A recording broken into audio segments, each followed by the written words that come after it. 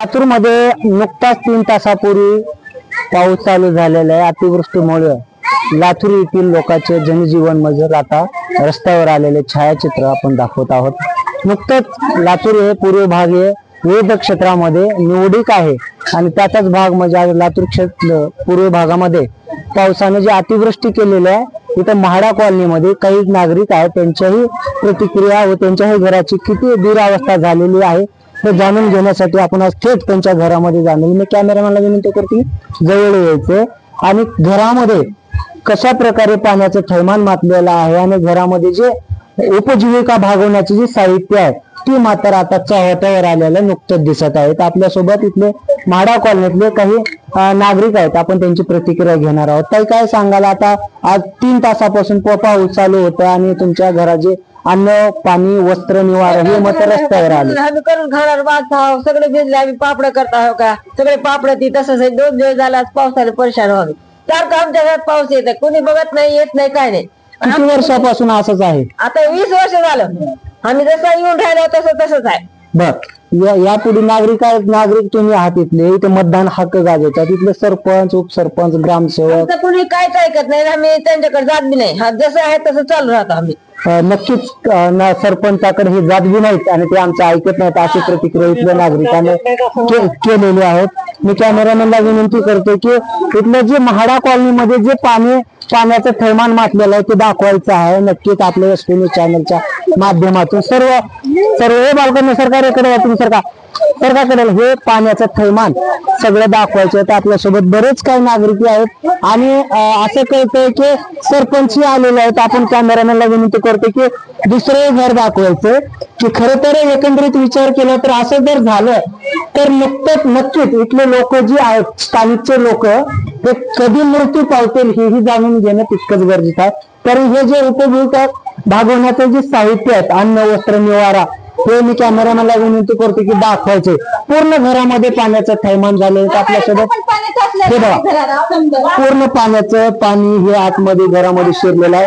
हे बघा, खरं तर ह्या पाण्यामध्ये इथले ग्रामसेवक सरपंच हे बघा यांना विनंती आहे की खरंच इकडं नागरिकांकडे थोडं बारकाईने लक्ष द्यायचं, कारण की घरामधलं पाणी हे आपण पाहतोय की आता गुडघ्याच्या वर आहे आणि इथले देव खरं तर मी कॅमेरामॅनला विनंती करतो की जरा देव दाखवायचं की देवाला जर एवढं बुडलं गेलं असेल तर माणसं तर काय करतील हे जाणून घेणं आपण नक्कीच बघणार आहोत आपल्या एसपी न्यूज चॅनलच्या माध्यमातून। खरं तर ते पाण्याचं थैमान मातलेलं आहे आणि आपण बघणार आहोत नक्कीच। खरं तर हे बघा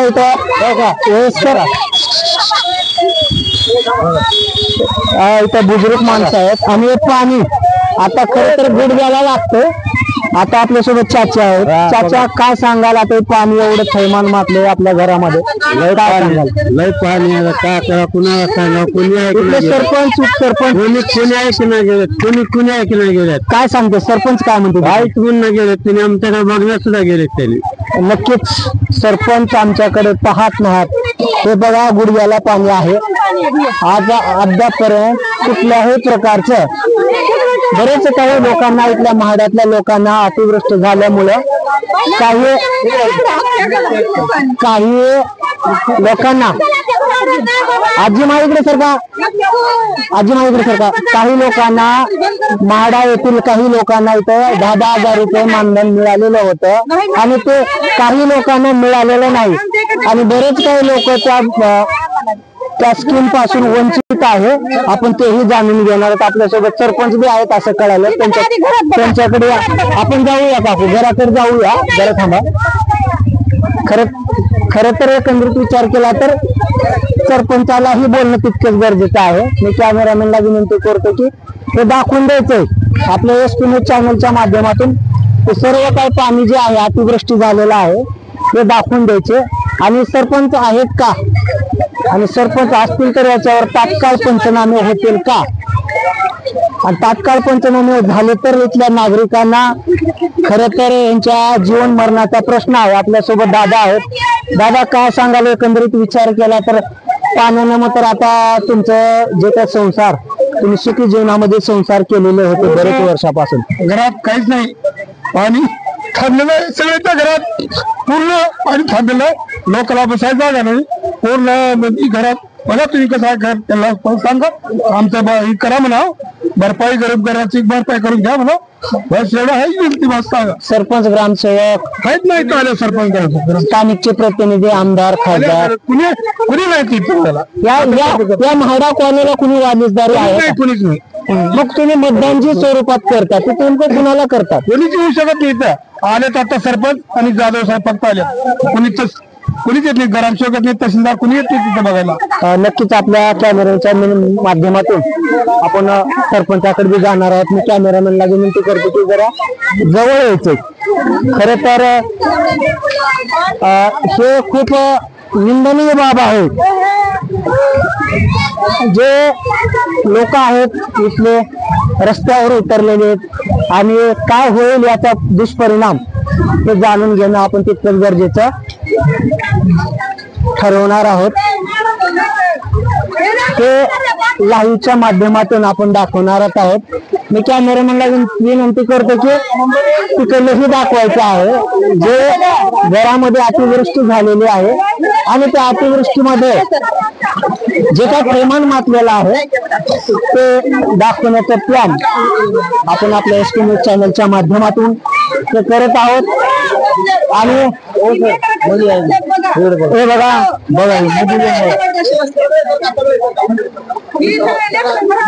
मी कॅमेरामॅनला विनंती करतो की हा महत्वाचा विषय आहे, हा कव्हरेज करायचा की या घरामध्ये एवढे लाखो रुपये बांधून सुद्धा अद्याप परत नाली कुठल्याही प्रकारची नाही. आणि हे लाखो रुपये घर बांधून आज जवळपास गुडघ्याला हे पाणी आहे. खर तर निंदनीय बाब आहे. इथले स्थानिकचे प्रतिनिधी असेल, सरपंच असेल, जे काही प्रशासकीय मंडळ असेल, मंडळ अधिकारी असतील, काय येत नाही त्यांच्याकडे, काय लक्ष घेत नाहीत. इथे एक छोटीशी चिमुकली आहे, आपण त्यांची प्रतिक्रिया घेतलेली आहे. सरपंच सरपंच कोण? हिरवी साडी. आणि खरे तर एकंदरीत विचार केला तर निंदनीय बाब आहे. मी कॅमेरामॅनला विनंती करतो की जरा झूम करून दाखवायचं. आणि खरं तर इथल्या मॅडम एक मिनिट माझा विषय ऐका. मला माहिती आहे हा स्थानिकचा विषय आहे मुद्द्याचा.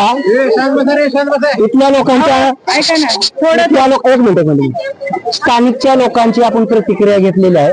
स्थानिकचे लोक अद्यापर्यंत सरपंच असतील, ग्रामसेवक असतील, मंडळ अधिकारी असेल किंवा इथले लोकप्रतिनिधी आमदार साहेब असतील ते कुणीही म्हाडाकडे बघत नाही. आपल्या असं म्हणणे स्थानिकच्या प्रतिनिधी काही काय सांगाल? एकंदरीत विचार केला तर अशीच अतिवृष्टी गेल्या 1.5 महिन्यापूर्वी झालेली होती.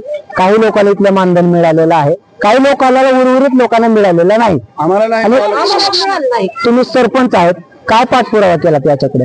गेल्या वेळी जी पाऊस पडला होता ना, मुख्य म्हणजे तुम्हाला सांगू का, हा आमचा भाग आहे ते थोडा खोलावरचा आहे आणि हायवे जे झाले नॅशनल हायवे ते उंच आहेत, त्याच्यामुळे ह्या गावातलं पाणी बाहेर निघत नाही.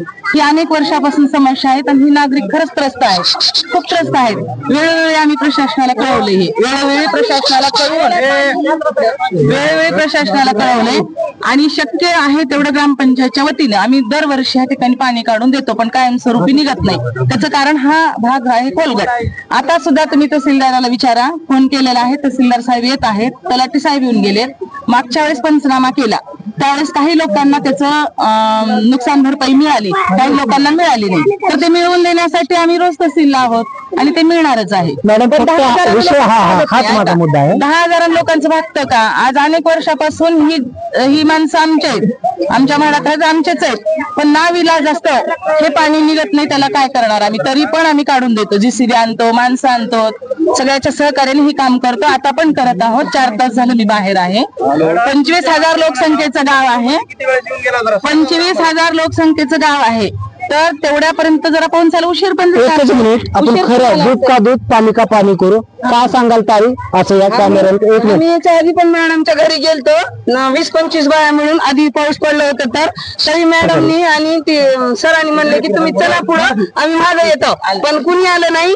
सगळं पाणी गेल्यावर आले, त्यावर बघून काय उपयोग? आणि 10,000 काय होणार आहे? आम्हाला फक्त जे वरून पाणी येत आहे, कुठून? शिक्षक कॉलनीहून येते, मेन रोडहून येते, हे पाणी जे येत आहे तेच पाणी घरात शिरत आहे. एक मिनिट मॅडम, काय सांगाल याच्यावरती? शिक्षक कॉलनी हे व्हीआयपी लोकांची कॉलनी असं मानलं जातं, तर हे गोरगरीब लोक जे आहेत, ज्याला तुम्हाला विश्वास ठेवून तुमच्यावरती तुम्हाला मतदान स्वरूपात आशीर्वाद दिलेला आहे, आणि याची जर हे एक मिनिट यांची जर हे दुर्दशा होत असेल तर यावर तुमची काय पहिली प्रतिक्रिया असेल? माझं असं म्हणणं आहे, ऐका तुम्ही, की शिक्षक कॉलनी ही आम्हाला लागून आहे. इथं महापालिकेचा एरिया येतो. महापालिकेनं तिकडून पाणी काढलं नाही, कारण तर तिथून 10 फूट उंच रोड आहे. 10 फूट रोड उंच आहे नॅशनल हायवेचा, त्याच्यामुळे हे पाणी त्यांच्या खाली इथं राहत होतं. तर महापालिकेनं काय केलेलं आहे, इकडून ह्या नालीत सोडले ते पाणी. सोडत असताना आम्ही भरपूर विरोध केला, पण महापालिकेचाच काही निरोप आला आम्हाला प्रशासनाचा की हे पाणी इथून सोडू द्या. कोण होते प्रशासन, कोण होते तुम्हाला जे विरोध? स्पष्ट नाव सांगायचं, तर आपलं चॅनल आहे दूध का दूध पाणी का पाणी. महापालिकेचे लोक इथे येऊन सांगितले की ताई ही नालीत सोडू द्या पाणी. तिने पाणी एक मिनिट ताई, माझा प्रश्न आहे, ऐका माझा प्रश्न संपलेला नाही. तुम्हाला जी 14 वित्त आयोगामध्ये 40 लाख रुपये निधी आला होता, तो निधी नेमकं गेला कुठे? ते तुम्ही ग्रामपंचायतले मी सांगन तुम्हाला. तुम्ही सरपंच हे आपत्ती आहे, गावावर आपत्ती आहे. आता हा वेळ घालायचा नाही मला. कॅमेरामॅनला विनंती करतो, जे युवक आहेत त्यांचे दाखवायचं. काय सांगाल दादा, काय सांगाल तुम्ही? ग्रामपंचायतला निधी आला म्हणायला, त्याचा कुठे गेला? कोण सांगितले का आम्हाला? निधी तू ग्रामपंचायतले बा. ग्रामपंचायतला कशाला तुम्ही तिथे येऊन पतंग ताई, तुम्ही सरपंच तुम्ही एक मिनिट दादा एक मिनिट. ग्रामपंचायतला ताई, तुम्ही बा. तुम्ही सरपंच आहात, तुम्ही लोकप्रतिनिधी आहेत. लोकप्रतिनिधीने तुमच्यावरती विश्वास ठेवून सर्व लोकांनी तुम्हाला निवडून दिलेलं आहे. अगं ती वित्त आयोगाचं विचारू नका. का तर आता आपलं पाणी आहे, पाणी काढू. बरं, तुम्ही याकडे ग्रामपंचायत तुम्ही कसं पाहिजे? मॅडम, आता हे पाणी जर असंच होत असेल तर तिथं महाडा कॉलनीमध्ये वादाच्या भोवऱ्यात पेटेल का? आणि ते नक्कीच काही दिवसात करती लागू होईल का? हे मदर पाहणं तितकेच गरजेचं आहे. कॅमेरामॅन पवनसह मी मुख्य संपादक सुनील शिंदे, लातूर. कोणी देणार नाही.